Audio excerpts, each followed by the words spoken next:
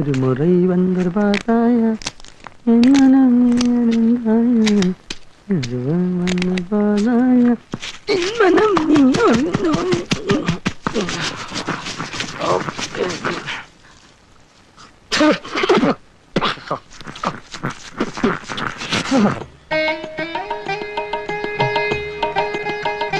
തിരുമേനി,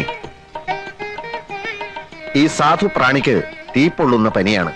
നമ്മുടെ ക്രോസിനാദി വടകം റെഡിയായോ? ക്രോസിനാദി വടകം റെഡി ആയിക്കൊണ്ടിരിക്കണു. 6 നേരം വിഴുങ്ങാനുള്ളത് എടുത്തു കൊടുത്തോളൂ. അടിയൻ. 2 നേരം കഴിച്ചാൽ തന്നെ പനി മാറും. എന്നാലും മരുന്ന് നിർത്തണ്ട. ഈ ക്രോസിനാദി വടകം എന്ന് പറയുന്നത് 17 പച്ചമരുന്നുകളുടെ ഒരു അപൂർവ സംഗമ. ഒരു കാര്യം മറക്കണ്ട, പരമാനന്ദ ഗുരുവിനെ മനസ്സിൽ ധ്യാനിച്ച് വേണം സേവിക്കാൻ. എഴുന്നേറ്റോളൂ. അടുത്ത ആള് വരൂ.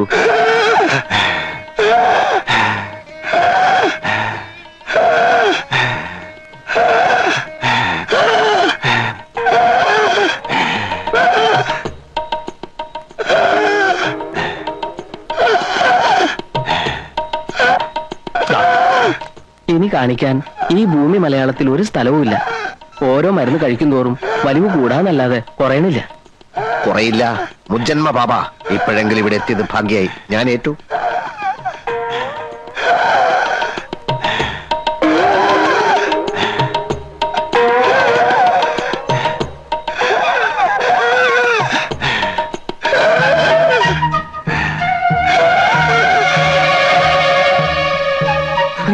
എടോ ചാക്കോ, ഗുരുതരമായ ഒരു പ്രതിസന്ധി കടന്നു വന്നിരിക്കുകയാണ്. മനസ്സിലായി. ഉടനെ എന്തെങ്കിലും ചെയ്തില്ലെങ്കിൽ ആ കിഴവൻ അന്ത്യശ്വാസം വലിക്കും. നമ്മുടെ ആസ്പിരിനാദി വടകവും ജലൂസിലാദി ലേഹ്യവും ഒന്നും വിലപ്പോകുന്ന ലക്ഷണമില്ല. ആസ്മയുടെ വലിവ എന്ത് ചെയ്യും? ആസ്മയുടെ വലിവ എന്ത് ചെയ്യും? ആടലോടകത്തിന്റെ ഇലയോടൊപ്പം കുറച്ച് വിക്സും കൂടി അരച്ചു കൊടുത്താലോ? എന്നിട്ട് ആളെ കൊല്ലാനോ? വിക്സ് പുറത്തല്ലോടെ പറഞ്ഞിട്ട് അതകത്ത് കഴിക്കാനുള്ളതാ. ഒന്ന് പരീക്ഷിച്ചു നോക്കാം. ഏറ്റ ആസ്മാക്കാരെയൊക്കെ നമ്മുടെ വരി നിർത്താലോ? ഏറ്റില്ലെങ്കിൽ കെട്ടും കെട്ടി സ്ഥലം വിടുകയും ചെയ്യാം. ഇതുവരെ ഉണ്ടാക്കിയെടുത്ത പേര് എന്ത് വില കൊടുത്തു നിലനിർത്തിയേ പറ്റൂ. അലമാരി കുറച്ച് ബ്രാൻഡ് ഇരിപ്പുണ്ട്. അതിലൊരു പെഗ്ഗെടുത്ത് അതിൽ കുറച്ച് വിക്സ് മിക്സ് ചെയ്ത് കൊടുത്താലോ? നിർത്തണം. തനിക്ക് വിക്സിന്റെ ഏർപ്പാട് മാത്രമേ അറിയൂ. ചൂടായതുകൊണ്ട് കാര്യമില്ല. ഈ വേഷമൊക്കെ വലിച്ചു വാരി കയറ്റുമ്പോ ആലോചിക്കണം ഇങ്ങനെയൊക്കെ ചെയ്യേണ്ടി വരും. താനും വലിച്ചു കയറ്റിയിട്ടുണ്ടല്ലോ ഒരിക്കലും ചേരാത്തൊരു വേഷം. ഒരു കാര്യം ഞാൻ പറഞ്ഞേക്കാം. ഈ ചാക്കോ ഇതുവരെ അന്തസ്സായിട്ട് ജീവിച്ചിട്ടുള്ളൂ. ആൾക്കാരുടെ മുമ്പിൽ വെച്ച് അടിയൻ സാമി എന്നൊക്കെ ഞാൻ പറയും. അത് താനൊരു താപ്പാക്കരുത്. ഈ ബിസിനസ്സിൽ 40% എനിക്കും 60% ലാഭം തനിക്കുവാ. ആ നിലയ്ക്ക് താൻ സ്വന്തമായിട്ട് ആലോചിച്ച് എന്താ വേണ്ടെന്ന് ചെയ്യ്. അല്ല പിന്നെ ചാക്കോ, ഒരു ആപത്ത് വരുമ്പോ കൈ എവിടെയരുത്. താനൊരു കാര്യം ചെയ്യ്. ആ ബ്രാൻഡിയിൽ കുറച്ച് ചൂടുവെള്ളം, ചുക്ക്, കുരുമുളക്, ഏലക്ക ഇതൊക്കെ ചേർത്ത് അയാൾക്ക് കൊടുക്ക്. ഇതിലും ഭേദം കുറച്ച് രസം വെച്ച് കൊടുത്താ പോരെ? താൻ പറഞ്ഞത് ചെയ്താൽ മതി. എന്തായാലും ദോഷമൊന്നും വരില്ല. ആൽക്കഹോൾ അല്ലേ. എന്നിട്ട് അയാളോട് നാളെ വരാൻ പറയും. അയാൾ വരുമെന്ന് തോന്നുന്നില്ല. കാരണം അയാൾ ഇന്ന് തന്നെ കാലിയാവും. താൻ വരാൻ പറയടോ. എന്തിനാടോ? അതിന് വേറെ വഴിയുണ്ട്. എന്ത് വഴി? ഈ വലിവ് തുടങ്ങിയിട്ട് എത്ര കാലായി? കുറച്ചു കാലായിട്ടുള്ളൂ. കൊറേ കാലായി. ഇത്തിരി കോംപ്ലിക്കേറ്റഡാ. സാരമില്ല.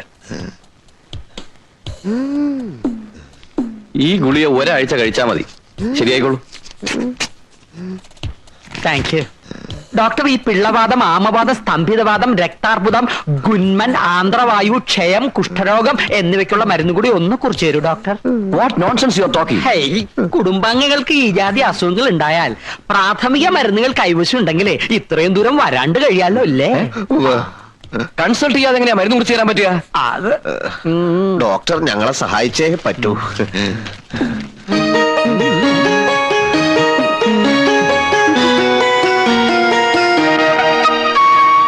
എന്തിനാ ഇത്രയും മരുന്ന്? കൂട്ടുകുടുംബാണേ. 60 അംഗങ്ങളുണ്ട്. ആർക്കൊക്കെ എപ്പോഴാ പനി, വയറുവേദന, ഛർദില് വരുന്നെന്ന് പറയാൻ പറ്റില്ല. ഇപ്പൊ തന്നെ 10 പേര് ആശുപത്രിയിലുണ്ട്. ധൃതിയുണ്ട്. പണം എത്ര വെച്ച് പറയാ.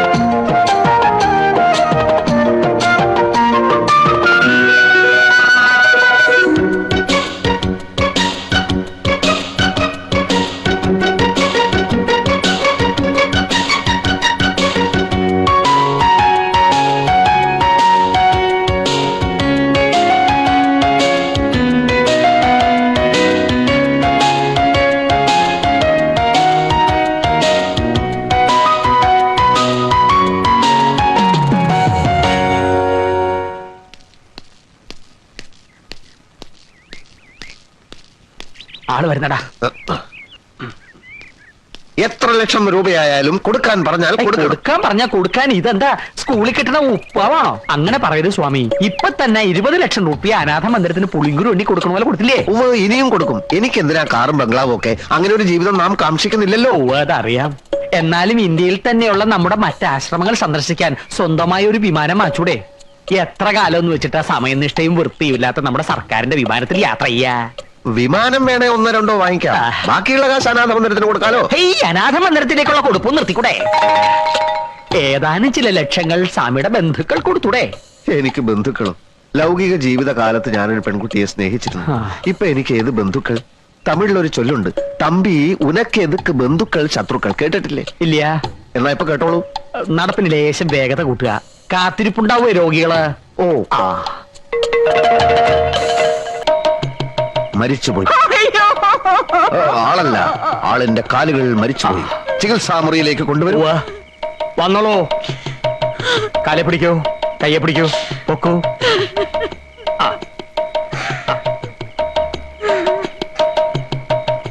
പൂജ്യപാദമേ ശരണം, പൂജ്യപാദമേ ശരണം എന്ന് മനസ്സിൽ ഉരുട്ടോളൂ.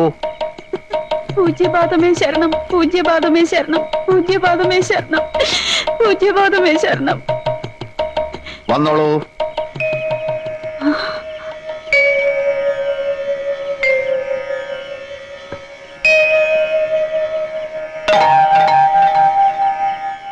എങ്ങനെയുണ്ട്?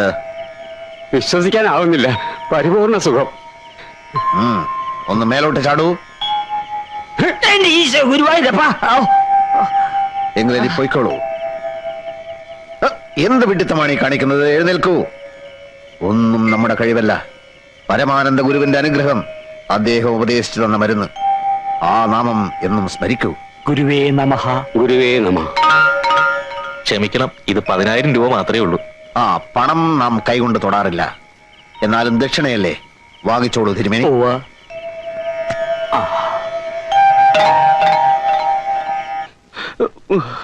ഒന്നുമില്ല, ഇപ്പൊ മാറ്റിത്തരാം. സുമര, ഒരു ഗ്ലാസ് വെള്ളം എടുത്തേ.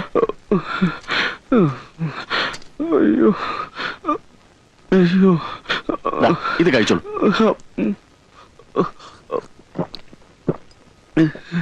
ഒരു 10 മിനിറ്റ് പുറത്തിരുന്നോളൂ. വേദന മാറിയിട്ട് പോയാൽ മതി. സുമര, അടുത്ത ആളോട് വരാൻ പറയും.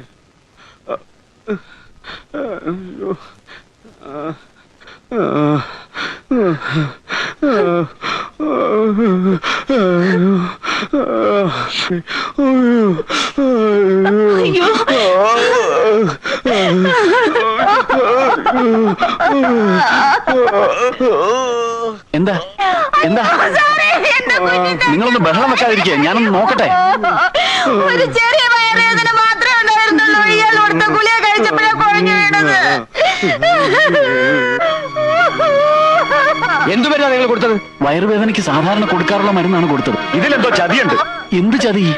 ചതിക്കാൻ ഇയാളെന്താ എന്റെ ശത്രുവാണോ? പേഷ്യന്റ് അല്ലേ? താൻ നിന്ന് പ്രസംഗിക്കാതെ ഇയാളെ രക്ഷിക്കാൻ വല്ലതും ചെയ്യുന്നുണ്ടോ? താൻ എന്ത് ക്ലാപ്പിലെ ഡോക്ടറാണോ? തോന്നിയാസം പറയരുത്. പറഞ്ഞ താൻ എന്ത് ചെയ്യണോ? ഇവരൊക്കെ കാണിച്ചിട്ട് വീണ്ടും ഞങ്ങളുടെ തലയിൽ കയറുന്നു. ഷട്ടാണ് എവിടുത്തെ ഡോക്ടറാണ്? നിങ്ങൾ ഇങ്ങനെ ബഹളം വെച്ചിട്ട് എന്താ കാര്യം? പെട്ടെന്ന് ഇയാളെ രക്ഷിക്കാൻ നോക്ക്. മെഡിക്കൽ കോളേജിലേക്ക് എടുക്കാം. എടുക്കും വാസു. ഇയാളുടെ അടുത്തൊക്കെ വന്നാൽ നമ്മളെ വേണം തന്നെ.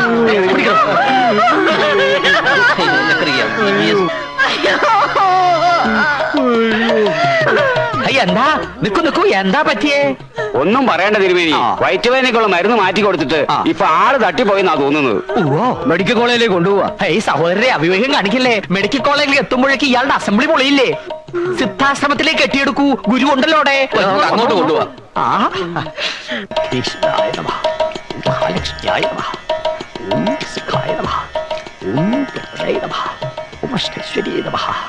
ഗുരുതിജലാണ്.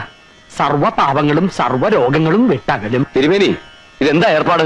ഓം തത് സവിതുർവരണ്യം ഭർഗോ ദേവസ്യ ധീമഹി ധിയോ യോ ന പ്രചോദയാത്. എന്നുവെച്ചാൽ പഞ്ചഭൂതാത്മകമാകുന്ന നമ്മുടെ ശരീരത്തിൽ വാതപിത്ത കഫം എന്നീ ത്രിദോഷങ്ങൾ കൊണ്ടുണ്ടാകുന്ന രോഗങ്ങളെ സിദ്ധ ചികിത്സാ പ്രകാരം സമൂലം ഉന്മൂലനം ചെയ്യുക എന്ന ഉദ്ദേശത്തോടെയാണ് ഞങ്ങൾ ഈ ആശ്രമം തുടങ്ങിയിട്ടുള്ളത്. സ്വാമി ബ്രഹ്മശ്രീ പരമാനന്ദ ഗുരുവിന്റെ പ്രഥമ ശിഷ്യനും സിദ്ധ ചികിത്സാ മാന്ത്രികനുമായ സ്വാമി കുഞ്ഞികൃഷ്ണാനന്ദയാണ് ഇവിടുത്തെ കർമ്മയോഗി. ഓരോ രോഗപീഠകളാൽ കഷ്ടപ്പെടുന്നവർക്ക് ഇതൊരു ശാന്തി കേന്ദ്രമായിരിക്കും. ഓം സർവരോഗ സംഹാര കേന്ദ്രേ നമഃ.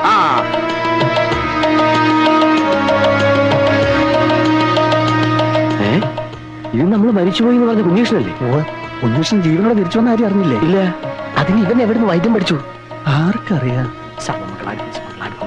എല്ലാം പരിത്യജിച്ചു. ഗുരുവേ നമഃ. എങ്ങനെയോ ഗുരുസന്നിധിയിൽ എത്തിപ്പെട്ടു. ഗുരുവേ നമഃ. രോഗപീഠകളെ കുറിച്ച് അറിഞ്ഞു. ഗുരുവേ നമഃ.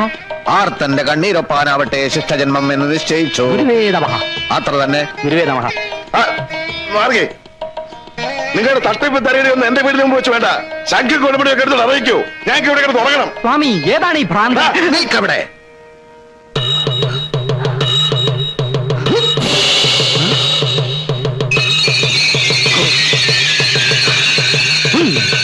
ഓം ഹ്രീം ക്ലീം സ്വാഹാ സ്വാഹാ സ്വാഹാ പഞ്ചസ്ഫടിക സംഘാഷണേ.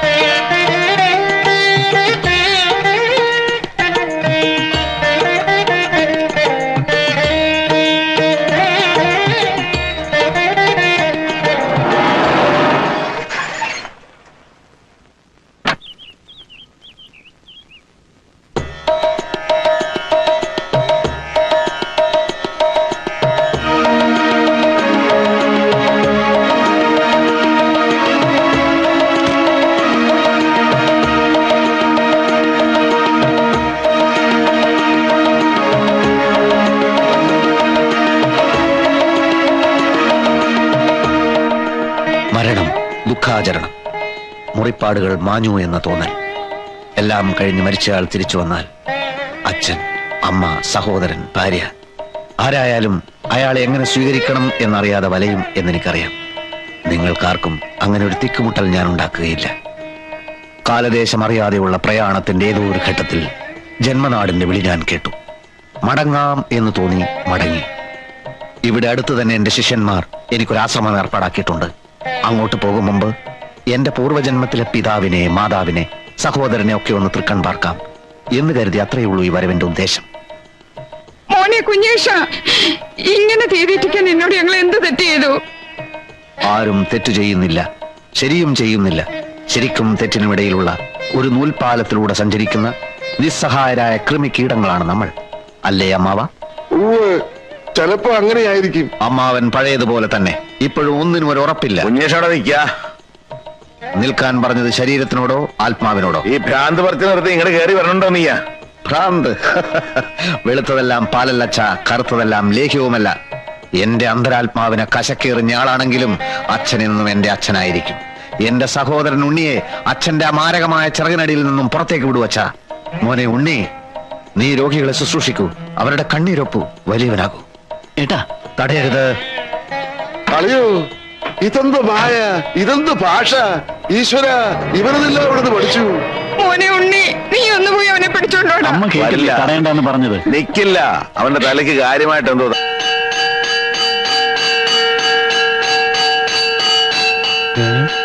ഇതെന്താ ഇവിടെ? ചോദിക്കാം. ഇത് വലിയ പൊല്ലാപ്പായല്ലോ. മനുഷ്യൻ എങ്ങനെ ഇനി ഇവിടെ തുടങ്ങും? ആരാച്ചത്? എന്റെ കയ്യിൽ പേരും നെരുവിലാസവും തൊഴിൽ തന്നിട്ടല്ല അവന്മാർ കിടന്ന് ശംഖ് വിളിക്കണത്. ശിവശങ്കരേട്ടാ, ഇതാരാ അവിടെ കിടന്ന് ബഹളം വെക്കുന്നത്? ഇത് എന്നോട് ചോദിച്ചാ ഞാൻ എന്താ പറയുക? നിങ്ങളുടെ സ്ഥലമല്ലേ ഇത്? അതെന്റെ സ്ഥലമല്ല, കൂമുളിലെ രാവുണ്ടേട്ടന്റെ ഭാഗത്ത് വരുന്നതാ. അവന്മാര് വാഴയൊക്കെ എടുത്താന്നാ തോന്നണേ. യവന്മാരെ അതറിയണേ, ആ ഭാഗം ചവിട്ടി തുറന്ന് അകത്തേര് നോക്ക്. എന്തൊരു പാട്. ഈ യുക്തിവാദികളൊക്കെ ഉണ്ടല്ലോ, തെരഞ്ഞു പിടിച്ച് തല്ലുകയാ വേണ്ടത്. ദൈവമില്ല, അമാനുഷികമായ ശക്തിയേ ഇല്ല എന്നൊക്കെയാണല്ലോ ഇവിടെ പ്രചരണം. ഇതുപോലെ മരിച്ചുപോയ ഒരാൾക്ക് വീണ്ടും ജീവൻ കൊടുക്കാൻ ഈ യുക്തിവാദികളെ കൊണ്ട് പറ്റുവോ? താനെന്തിനാ എന്റെ അടുത്ത് ചൂടാവുന്നേ? ഞാനെന്താ യുക്തിവാദിയാ? MBBS അത്ര MBBS എന്താ കാര്യം? അവന്റെ വൈദ്യശാസ്ത്രം തോറ്റെടുത്ത് സ്വാമി കുഞ്ഞികൃഷ്ണാനന്ദയുടെ ദൈവശക്തി വിജയിച്ചില്ലേ? ഇങ്ങനെ ഒരു സിദ്ധൻ ഇവിടെ ഉള്ളത് ഈ നാടിന്റെ ഭാഗ്യാന്ന് കരുതിയാ. ഇനിയിപ്പൊ സ്വാമിയുടെ അനുജൻ ഡോക്ടർ കൂട്ടി ഇവിടുന്ന് കെട്ടുകെട്ടേണ്ടി വരുന്ന തോന്നുന്നത്. അതുറപ്പാ. ഇന്ദു, നീ എന്താ ഈ പറയുന്നത്? എനിക്കൊരു പിഴവും പറ്റിയിട്ടില്ല. ഞാൻ അയാൾക്ക് കൊടുത്തത് വെറും ബെറാൽഗന. അത് കഴിച്ച് ആരും ബോധം കിട്ടു വീണ ചരിത്രവും ഇല്ല. പിന്നത് ഇങ്ങനെ സംഭവിച്ചു? ആ, എനിക്കെങ്ങനെ അറിയാം? ഈ പൊതുജനം കഴുത തന്നെയാ. ഒരു കൊലപാതകയെ നോക്കുന്ന പോലെയാണ് ആളുകൾ ഇപ്പൊ എന്നെ നോക്കുന്നത്. എനിക്ക് ഇഷ്ടമില്ലായിരുന്നു ഇവിടെ പ്രാക്ടീസ് തുടങ്ങാൻ. അച്ഛന്റെ ദുരഭിമാനത്തിന് വഴങ്ങിക്കൊടുത്തതാണ് അബദ്ധമായത്. ഈ വല്യേട്ടൻ എവിടുന്നോ ആരുടെയോ വരം കിട്ടിയെന്ന് പറയുന്നത് നേര് തന്നെയാണോ? നിനക്കെന്താ വട്ടുണ്ടോ? അങ്ങനെ വരം കിട്ടി ചികിത്സിക്കാമെങ്കിൽ ഈ ലോകത്തുള്ള മെഡിക്കൽ കോളേജുകളോ ആശുപത്രികളോ ഒക്കെ അടച്ചു പൂട്ടാലോ. തട്ടിപ്പാ, വെറും തട്ടിപ്പ്. ആ ബോധക്ഷയക്കാരൻ എനിക്ക് സംശയമുണ്ട്. ചിലപ്പോ ഇതൊരു ഒത്തുകളിയാവും. അയാളെ മാത്രമല്ലല്ലോ, ദിവസേന എത്ര പേരെയാ വല്യേട്ടൻ ചികിത്സിക്കുന്നത്? അങ്ങനെ മുഴുവനും ഒത്തു കളിക്കാൻ പറ്റുമോ? എന്തോ എനിക്കൊരു എത്തും പിടിയും കിട്ടുന്നില്ല. ഞാനിനി എന്ത് ചെയ്യുന്ന? ഉണ്ണിയേട്ടൻ മനസ്സ് വിഷമിപ്പിക്കാതെ കുറച്ചു ദിവസം കഴിയുമ്പോ എല്ലാം നേരെയാവും. ആ, വെളുക്കുമ്പോ തൊട്ട് അച്ഛൻ ഇപ്പൊ വല്യേട്ടന്റെ ആശ്രമത്തിലോട്ട് നോക്കി ഒരേ ഇരിപ്പാ. ഇനിയിപ്പോ അത് തന്നെയാവോ ഏട്ടന്റെ ഉദ്ദേശം? എന്ത്? അല്ല, അമ്മാവന്റെ ശ്രദ്ധ ക്ഷണിക്കുക. അല്ലെങ്കിൽ പിന്നെ നിന്റെ വീടിന്റെ മുമ്പിൽ തന്നെ കൊണ്ടുവന്ന് ആശ്രമം പണിയേണ്ട വല്ല കാര്യമുണ്ടോ? നിന്റെ അച്ഛൻ കൂറുമാറുവോ? അച്ഛൻ മാത്രം കൂറുമാറിയിട്ട് എന്ത് ചെയ്യാൻ? അല്ലേലും വല്യേട്ടൻ അങ്ങനെയുള്ള ഒരു ചിന്തയുണ്ടെന്ന് തോന്നുന്നില്ല. എന്നെ കണ്ടിട്ടൊന്ന് ചിരിക്കാവട്ടെ, ഒന്ന് മിണ്ടാവട്ടെ, ഒന്നും ഉണ്ടായില്ല. തനി ഒരു സന്യാസിയുടെ മട്ട് തന്നെ. അതാ വരുന്നു. ഉണ്ണിയേട്ടൻ പൊയ്ക്കോ, ഞാൻ കുറച്ചു കഴിഞ്ഞ് വീട്ടിൽ വരാം.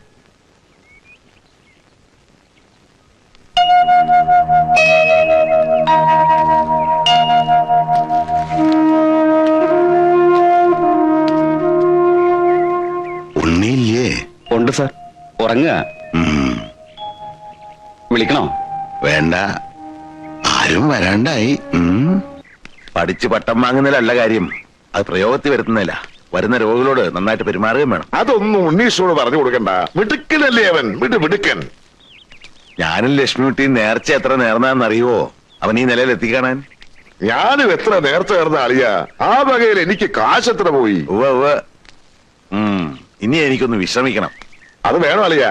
കണ്ട കാടും പടലയും പറിച്ചെടുത്ത് കാച്ച് കഷായാണെന്ന് പറഞ്ഞ് ചുമ്മാ വിറ്റ് കാശുണ്ടാക്കണ പണിയല്ലേ? അത് നിർത്തണ്ട. എന്താ പറഞ്ഞ?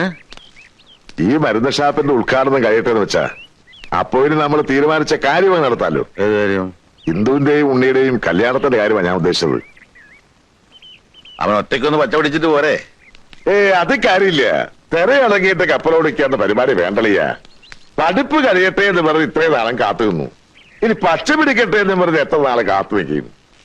ഉടനെ നടത്താളിയ. എനിക്ക് ആകെയുള്ള ഒരു മോള. അവളെ പിടിച്ച് അവന്റെ കയ്യിൽ ഏൽപ്പിച്ചാൽ പിന്നെ സമാധാനമായിട്ട് എനിക്ക് കണ്ണടയ്ക്കാമല്ലോ. കണ്ണടയ്ക്കാൻ ധൃതിയായോ തനിക്ക്?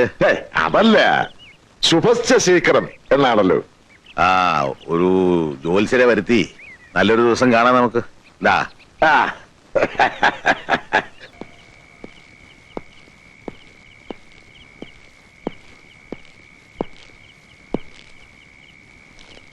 ആ, എന്റെ ഉണ്ണിയെ എന്തു പണിയാ നീ കാണിച്ചത്?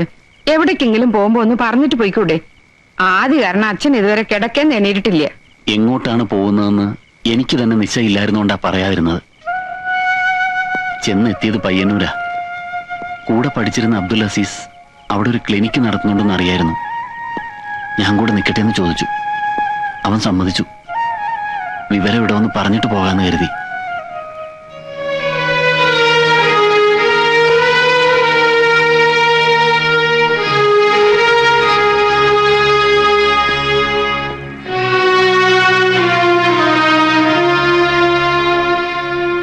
വേറെ വഴിയില്ലച്ചാ.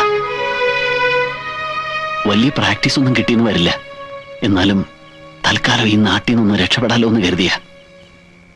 എല്ലാം സ്വയം അങ്ങ് തീരുമാനിച്ചു.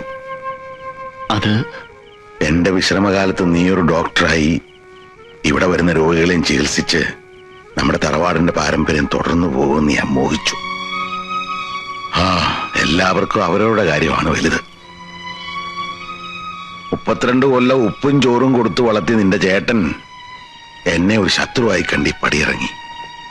നീ ഇപ്പോ വയസ്സായ ഞങ്ങളെ രണ്ടുപേരെയും വിട്ടുപോവായി.